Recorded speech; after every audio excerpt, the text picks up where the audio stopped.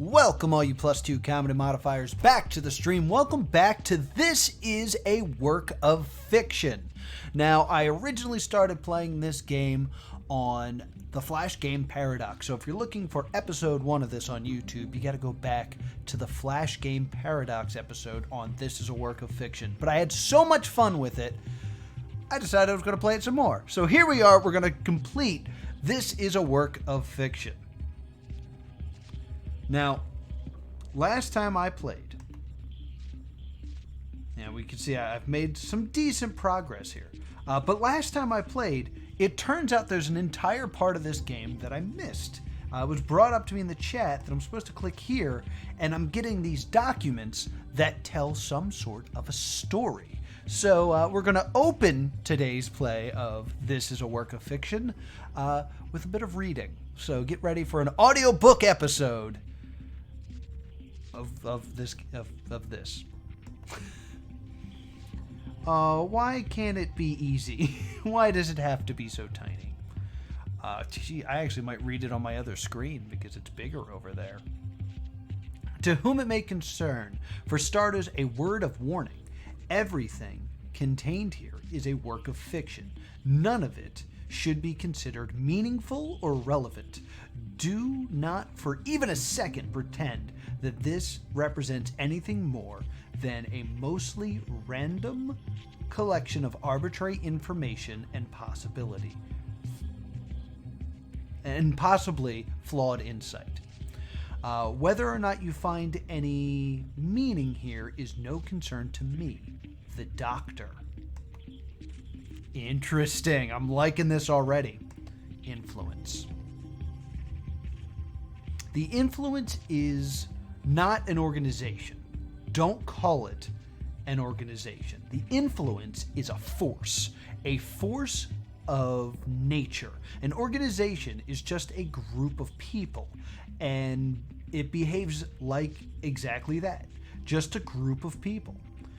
The influence reach is so unfathomably broad that it no longer behaves like a group of people. It behaves like a force of nature. That was written by Harold Finch. It's an excerpt from Through Thought Experiments Find Your Mind. Interesting. Unexplainable. To whom it may concern. That's me. What compelled you to start looking through these? The chat files. I can tell you that you're curious. I am. Otherwise, you wouldn't be reading. I have a question. How many times in an average day do you try to understand something and simply fail? Quite a bit. So much of the world is beyond our reach in terms of what we can comprehend and what we cannot.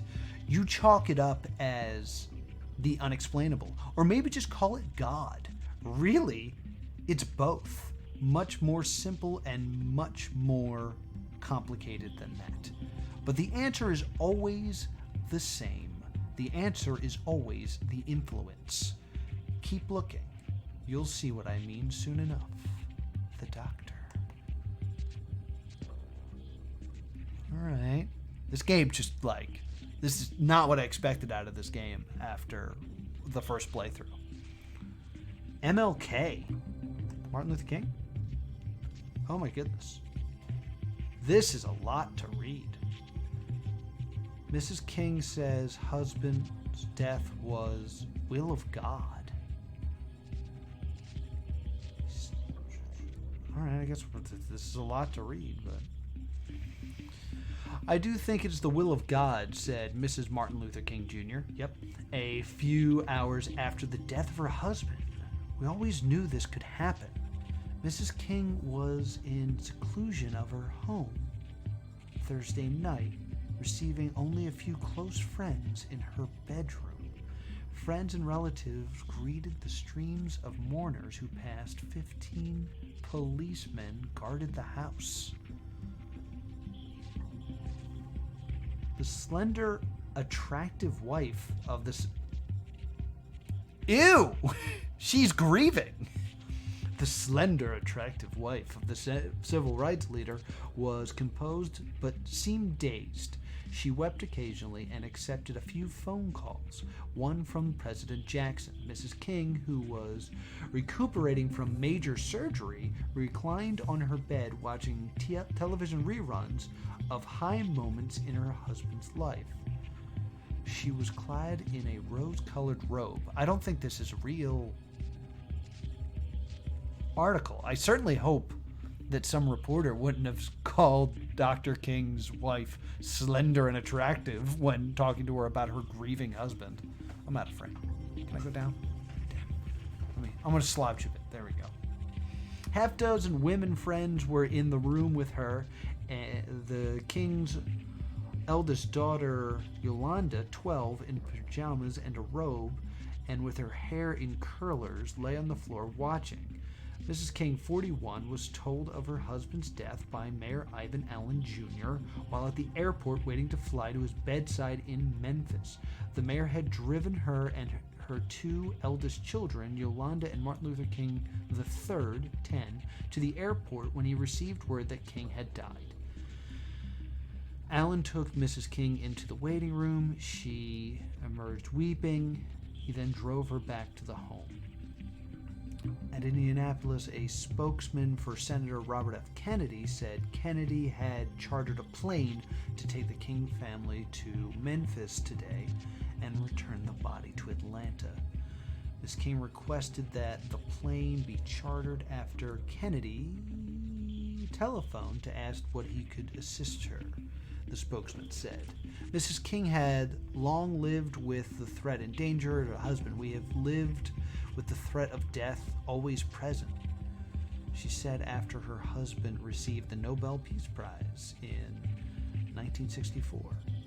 Since 1954, when King began preaching nonviolence as a tactic in fighting segregation, she had seen him jailed numerous times, stabbed once, and threatened often.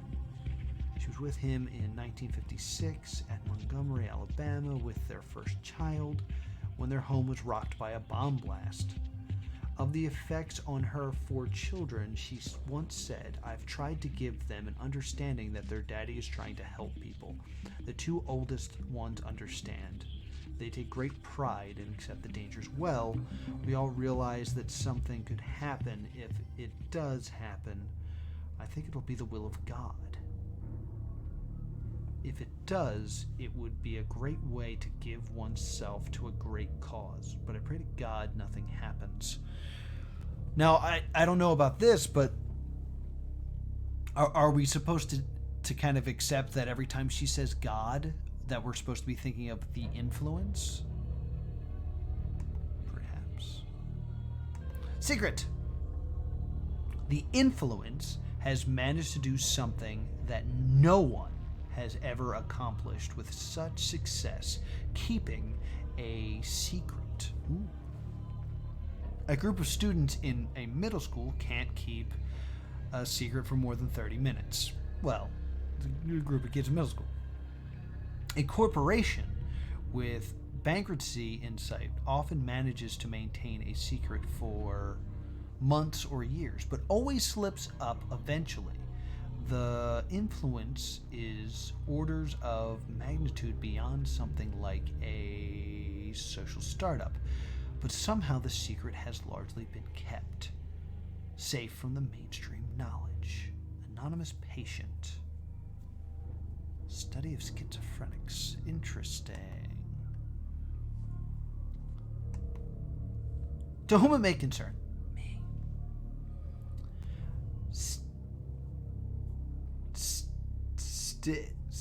Strigonography is incredibly relevant to the influence. It is an alternative to normal encryption. Okay, now we're hitting something interesting. See, the problem with encryption is that when someone sees an encoded message, it just looks like garbage. But they know that something is up and they might try to crack it. When someone sees a work of stenography, they don't even know that there's a secret to be found. just looks like a letter to one's mother, or a power bill, or a commercial on the television, or the Magna Carta, or this message, the doctor.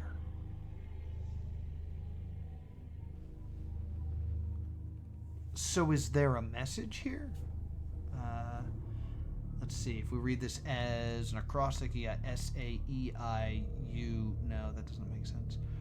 S-I-I-R-T. No, taking the first letters doesn't seem to be anything. Very interesting. We might need to do some research on this word I keep mispronouncing. All right, so the next one is vanishes. Let's try to get vanishes before we read more. So I have to do this river puzzle that I'm really bad at.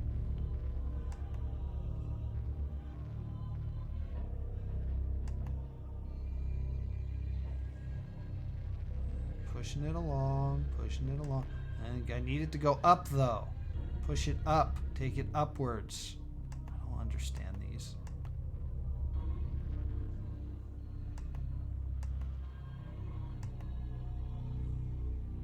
Yeah, it's just slamming it. And now it's kind of making some sort of a motion. Not a lot, though. Can you please go up now? No, stop it. Come back to me. The closer to the middle of the particles, the harder it will push them. So, alright, so you're saying here, it'll just be a little push, and then here, it'll be a big push. What if I stick it like here?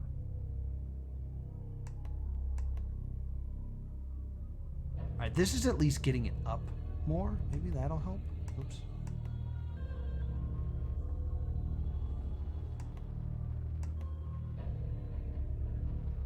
No, this isn't helping.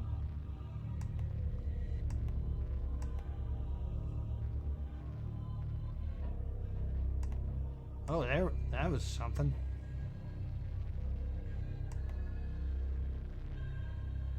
I need it to go up more.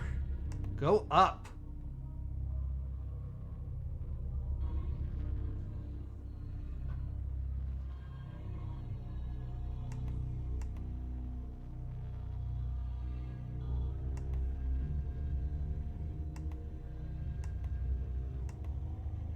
Hey, there's an idea.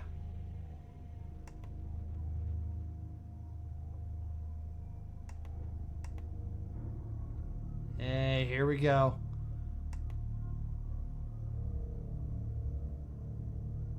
I'm hitting it a little bit.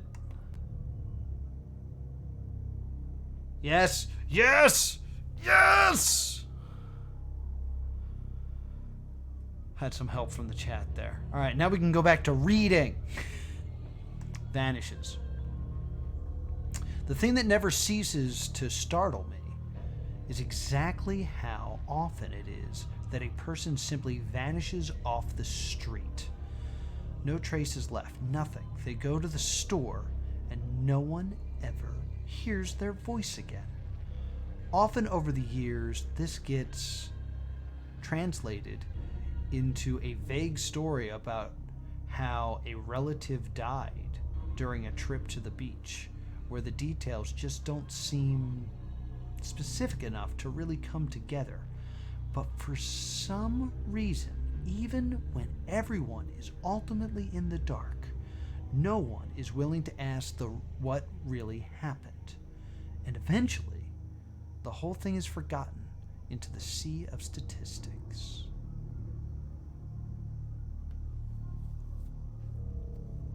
All right. Transistor.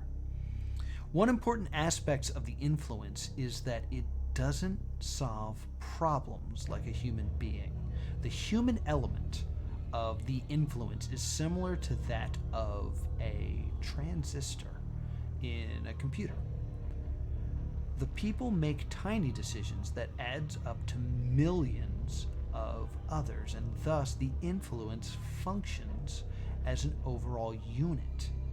And this is why it is so difficult to avoid angering the influence. It doesn't decide that you are a problem in the same way you would. So you never know what your... Oops. Sorry, I clicked the thing and I ruined it. Know what you're doing wrong. Interesting. Is the influence real? Or are these books real? I don't know. I believe this is a work of fiction, but who knows? Serial. Serial killer caught. Alright, this is much shorter than I thought it would be. Tom Banks, not to be confused with Tom Hanks, has been identified as the 3rd Street Killer. Local law enforcement has been scrambling to put an end to his 3-month-long rampage ever since his first victim, Carla Lange, was found dead in late July. Maybe I shouldn't do a funny voice because Martin Luther King's a real person, so this could be a real person. A citizen who wishes to remain anonymous identified Banks at a supermarket buying twine, several large water pitchers, and a collection of silverware. The police were notified and Banks was arrested at 4:05. The man who caught Banks was clearly distraught by the experience. I was just waiting in line and I see the guy that everyone's talking about waiting right in front of me. I didn't know what to think. We talked for a bit and I motioned to the clerk to call the police. The guy noticed that we were recognizing him, but he didn't seem to mind. He realized that he had nowhere to go, so he just sat down on the floor and waited. Yeah, it was scary. The worst, though, was the stuff that he was saying. I don't think I'll ever forget. It was impulsive, but it had to be done. I will forever be their shepherd. I don't think you understand what I mean. I don't know if I do either. One thing is for certain, though. My work here is done. Bank was responsible for 8 deaths.